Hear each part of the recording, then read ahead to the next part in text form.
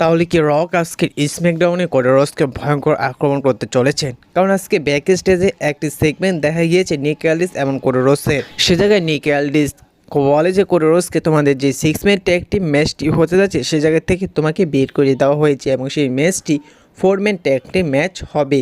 সে জায়গায় কোডারস নিক অ্যালডিসকে বলে যে আমি অফিসিয়ালের সাথে কথা বলছি বলে আমার এই ম্যাচটি আমি 6 ম্যান ট্যাগ টিম ম্যাচ করব। সে জায়গায় নিক অ্যালডিস কোডারসকে বলে যে দেখো এটা অফিসিয়ালের হাতে নেই, এটি এমন একজনের হাতে যে বড় পর্যায়ে রয়েছে।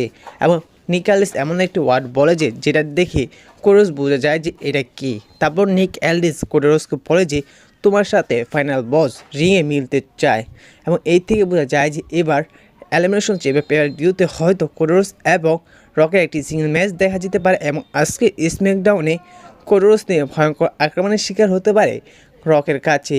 তো আজকে স্ম্যাকডাউনটে বলতে গেলে ডাব্লিউডাব্লিউ অনেক ইন্টারেস্টিং করতে চলেছে।